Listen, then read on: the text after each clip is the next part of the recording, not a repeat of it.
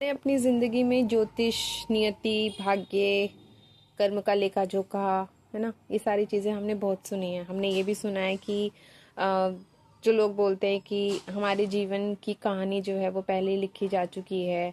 नियति ने सब कुछ पहले से ही हमारे जीवन के बारे में निर्धारित कर रखा है। वही होता है जो भाग्य में लिखा होता है। भाग्य को कौन बदल सकता है, फलाना ढिमका, इस तरह की बातें। ठीक है, सब हमने सुनी है।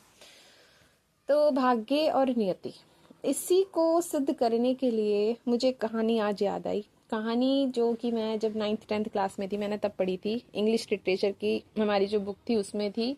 कहानी का नाम था द वुडन टाइगर। कहानी थी कुछ इस तरीके की, एक राजा होता है। राजा तो है, ज्योतिष को बहुत मानता है ना। अपने जीवन के भविष्य में के बारे में जानने को वो काफ़ी उत्सुक रहता था, है ना। तो ज्योतिष के आधार पर वो अपने जीवन के जो निर्णय लेता रहता था, है ना। हालांकि राजा जो था, घमंडी तो था ही। राजा कौन नहीं होता है, खैर बहुत कम हुए ऐसे जो घमंडी नहीं होते, पर था ही। ठीक है। तो एक बार उसके मन में इच्छा आई ये जानने की कि अपने जीवन के बारे में जानने की कि उसके जीवन कैसा होगा, किस तरीके से होगा, उसकी मृत्यु कैसे होगी, ये सारी चीज़ें। तो उसने बुलाया एक ज्योतिष को, पंडित वगैरह को बुलाया। और जब उसने पूछा कि उसके जीवन के बारे में बताइए, तो ज्योतिष जो था उसने सब कुछ बता दिया। ज्योतिष ने साथ में ये भी बता दिया कि राजा की जो मृत्यु है वो उसकी मृत्यु का कारण जो है शेर बनेगा। शेर या बाघ, बाघ कह सकते हैं, जो भी है, शेर बनेगा। ठीक है। तो राजा ने जब ये बात सुनी तो वो सोचा कि मतलब मुझे मारेगा, एक शेर मारेगा, मैं इतना शक्तिशाली राजा हूँ, ये सारी चीज़ें, मुझे एक शेर बाघ मारेगा या जो भी है। तो इस बात को सुन करके राजा ने सोचा कि जब उसे पता चली गया है कि उसकी मृत्यु का कारण जो है एक बाघ बनेगा, तो उसने सोचा कि वो इस बात को बदल सकता है। वो अपनी मृत्यु को वो कर सकता है, चेंज कर सकता है। ठीक है, अपनी मृत्यु का रास्ता रोक सकता है या बदल सकता है, जो भी मन में तो आती है। क्योंकि जीना तो हर कोई ही चाहता है, मरना कोई नहीं चाहता, है ना। और जिंदगी का ये कड़वा सच है कि जो पैदा हुआ है उसे मरना भी पड़ेगा। तो राजा के मन में ये ख्याल आया और उसने क्या, ये बात सुन करके उसने निर्णय लिया कि उसने क्या करा, जितने भी एरिया का वो राजा था, अपने आसपास के जितने भी एरिया पर उसका कंट्रोल था, जहाँ तक भी उसका शासन था, उसने उस एरिया के अंदर जितने भी बाघ थे, जितने भी शेर थे, है ना, सबको मरवा दिया। सबको, जितने भी थे, एक भी नहीं बचा। उसने सारे शेर मरवा दिए, सारे बाघ मरवा दिए। बाघ पे ही रहते हैं, बाघ ही उसकी मृत्यु का कारण था। ठीक है। तो उसने जितना भी उसका, जहाँ का भी वो राजा था, अपने एरिया का, जितने भी बड़े नगर का वो राजा था, उसने उस एरिया के अंदर जितने भी वो थे सबको मरवा दिया, है ना।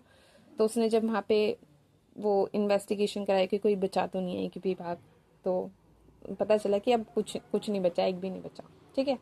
तो ये हो गया। तो जब उसको ये पता चला कि हाँ कोई बाघ नहीं बचा, कोई शेर नहीं बचा, तो जब बचा ही नहीं तो मारेगा कौन। तो उसने सोचा कि अब उसने अपनी मृत्यु का रास्ता जो है वो कर दिया है। और मतलब अब वो नहीं मरेगा, कि बाघ उसकी मृत्यु का कारण बनता, बाघ ही नहीं बचे तो मरेगा कौन। ठीक, यहाँ तक हुई। अब राजा का होता है एक बच्चा, बच्चा होता है छोटा। अभी अभी उसको, मेरे ख्याल से वो छोटा ही होता है, 2-3 साल का ही होता है। तो अब जब वो अपने बेटे को कहीं घुमाने के लिए लेके जाता है, तो बच्चा जो है एक लकड़ी का खिलौना देख करके काफ़ी ज़्यादा एक्साइटेड हो जाता है ना, कि उसे ये चाहिए। और वो देख के क्या एक्साइटेड होता है, लकड़ी का लकड़ी का बाग, लकड़ी का शेर। ठीक है, लकड़ी का शेर देख के वो बहुत ज़्यादा जो है एक्साइटेड हो जाता है कि उसे यही खिलौना चाहिए, उसे यही खिलौना चाहिए। तो राजा जो है बच्चे को रोता हुआ देख नहीं सकता, और वो खिलौना जो है वो उसको जो है बच्चे को दिलवा देता है। ठीक है। अब वो एक दिन बच्चा जो है उसके साथ खेल रहा होता है, उसी खिलौने के साथ।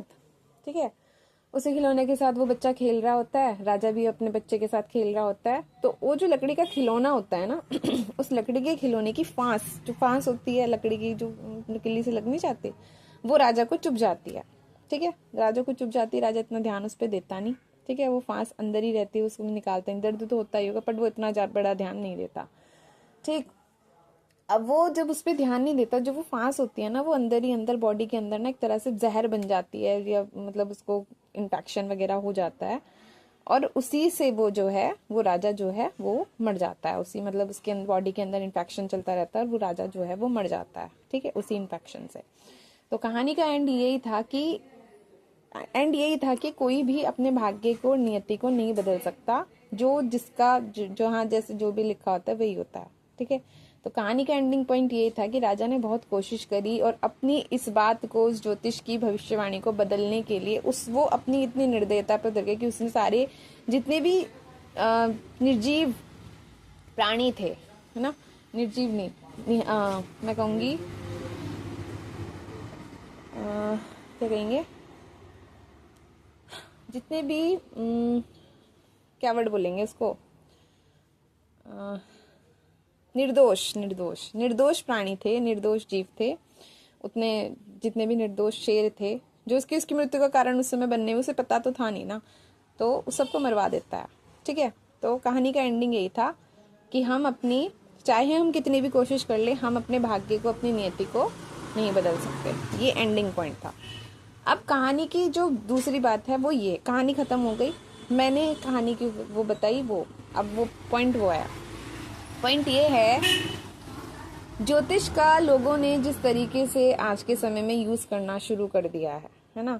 ज्योतिष एक बहुत अच्छी बात हो सकती है, आपको अपने जीवन के बारे में, सही चीज से गलत चीजों के बारे में पता चल सकता है, आई एग्री, ठीक है, आप अलर्ट हो जाते हो अपनी लाइफ को लेकर के, ठीक है।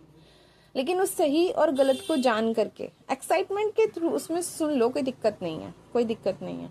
कुछ गलत आपको लग रहा है तो आप उसे सही कर सकते हो, कुछ सही आपको लग रहा है तो और ज्यादा सही हो सकते हो, है ना।